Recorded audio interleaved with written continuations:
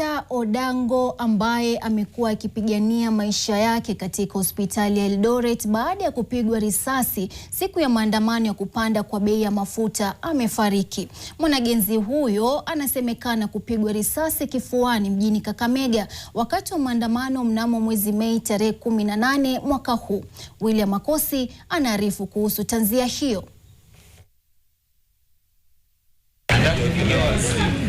Ni huzuni wasioweza kuistahimili wazazi wa Peter Odango ambaye amekuwa akipigania maisha yake katika hospitali ya rufaa mjini Eldoret. Wazazi wamekuwa wakitafuta jinsi risasi iliyokuwa imekwama ndani ya kifua cha Peter itatolewa. Kwa wiki 8 sasa, wazazi wanasema wamekuwa kwenye pilka za kusaka pesa kuokoa maisha ya mwanao bila mafanikio, na mwisho wake wamempoteza.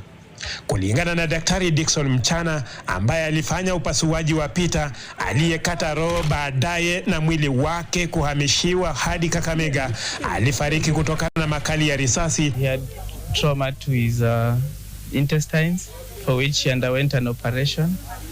He also had penetrating chest injury.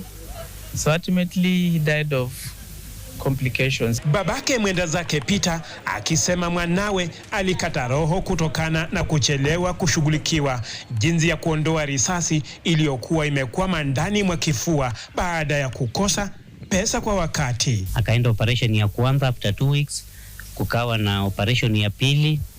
Hii imemuua, ilikuwa ni ya 5. Familia hii ikiwa na ombi moja tu kwa serikali kutokana na kifo hiki. Zile familia ambazo vijana wanashutiwa wanatoka, ninaomba rais afuatilie, wapunguze visa kama hizi zisiendelee kutokea kwa kueleza polisi wetu wasitumie nguvu kupita kiasi. William Makosi, NTV, Kakamega. Makiwa kwa familia hiyo, bila shaka tunatumai kwamba wataweza kupata haki.